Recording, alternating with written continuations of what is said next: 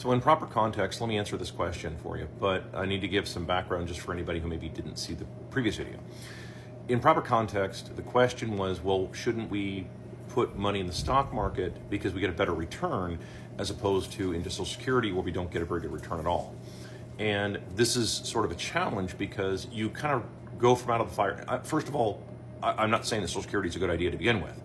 And I'm not saying, I'm not making any judgments either way. I'm just pointing out that like you run the risk of then trying to prop up the stock market as opposed to try and prop up Social Security. Again, I want to be very clear. I'm not saying that that's a good idea. I'm saying that if you have businesses, big companies, giant mega corporations, for example, like the world is dealing with right now, that are like, they're governments unto themselves. They're huge.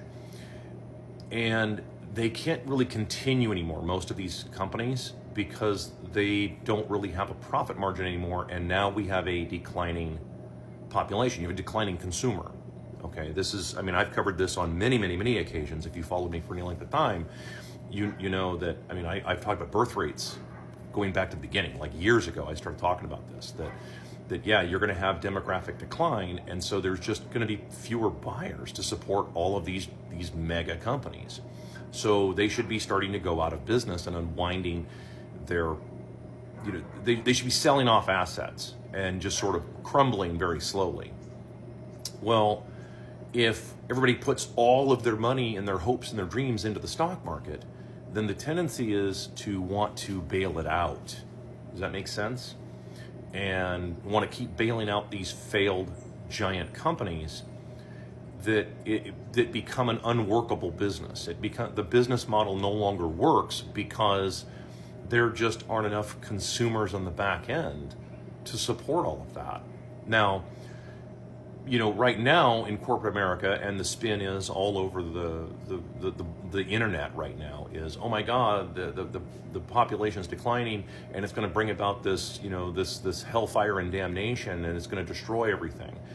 No, if everything were, yes, for giant corporate monolithic mega interests, sure, and for big government maybe.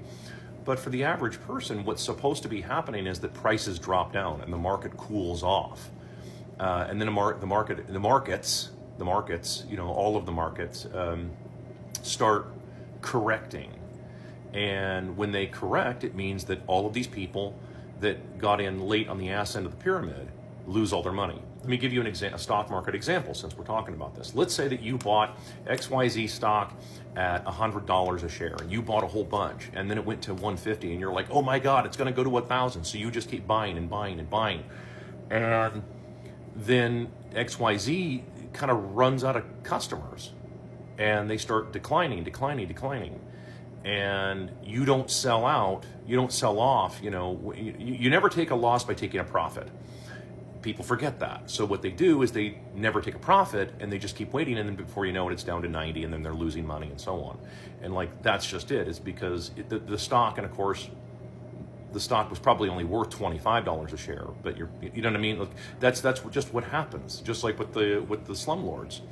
Slumlords buy these houses up. They pay $400,000 or $500,000 for these houses, and then try and get like $3,000 a month rents out of them. And the markets just don't support that. Like, I understand the real estate agents told them that, the OnlyFans girl /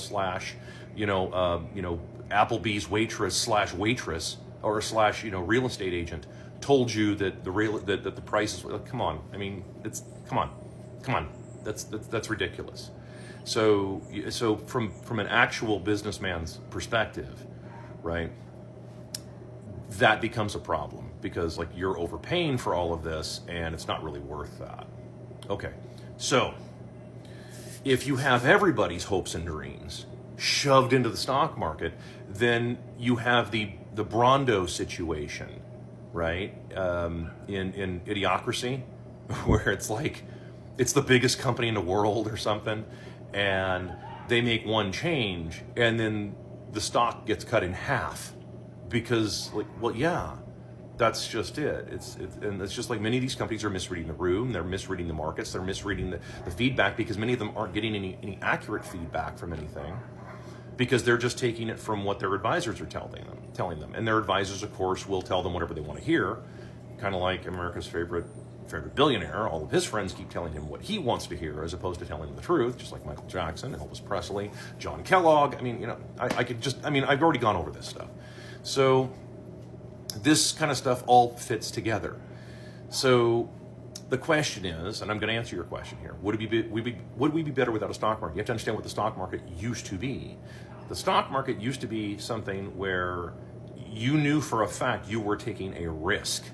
What you were doing was you were buying shares in a company that you believed that company was actually had a legitimate business model, and that not only did they have a legitimate business model, but the business model was good for the long term, and that you believed in the management and the staff of a specific company.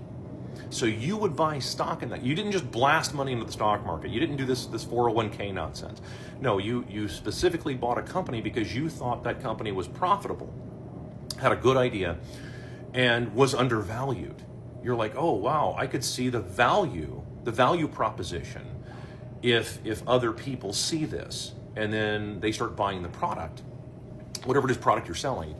And so it's profitable because there's a margin there.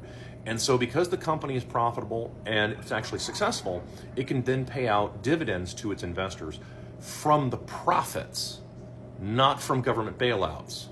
That's key. From the profits of the company, not from government bailouts, not from largesse, not from money printing. So the stock market idea was so that way people could raise capital. This is where the term capitalist comes from, that they could raise capital. And it was supposed to be risk capital. This is something that has been completely forgotten like everywhere. I think all over the world, this has been totally forgotten about, probably since 2010 with Too Big to Fail, where you are investing this money no different than you would go to a casino in Vegas. So if you went to a blackjack table and you're like, okay, yeah, hey, the deck is rich in tens, and man, there's a dealer 5 showing, I should double down or something. You're taking a calculated risk, but a risk nonetheless, right? This is the part that's been forgotten. This is the part that nobody wants to talk about. Every 401k, every hedge fund agreement, every portfolio, every brokerage account agreement, everything you've ever signed, it all says in black and white, bold, underlined, italicized, all caps print, you agree to lose all of this money. Says that very plainly in the documentation. It's usually a packet about that thick, and it's just full of disclaimer after disclaimer after disclaimer that says, hey, we're not responsible for any of this. You lose all your money here, you are on your own. This is not a savings account, and it's made very clear in the documentation. And I'm not kidding. Anybody out there who has a 401k from your job, you signed paperwork. Go find copies of that and read it, and you'll see what I'm talking about. Everything in there says you agree to lose all this money. So the stock market used to be where people with risk capital would look at businesses and then maybe want to own a piece of that business for a length of time because they believe that the profitability of the company was going to be there for the long haul. None of that's true anymore. That's why none of the fundamentals make any sense anymore. That's why I see the guys talking about, why are the fundamentals all fucked up? The fundamentals don't mean anything anymore. The technicals don't mean anything anymore. Head and shoulders formation, that stuff doesn't mean anything anymore. All that stuff is complete crap. And none of this stuff makes any sense. Well, it's because, you have a declining demographic, and so the stock market has to go down with it. You're not going to prop it up. There you got 95 countries approximately in demographic decline. You're not going to prop any of this up without just printing a bunch of money or getting people to have kids. And like I've said for a long time, if Americans don't have kids, they will replace you with somebody who will just have a pile of kids, and they don't care what happens to them. They just have a bunch of kids, and who cares? So, this is just the reality of it. Would we be better off? I don't know. It's sort of like saying, would we be better off without Caesar's palace? People can stay out of it anytime they want.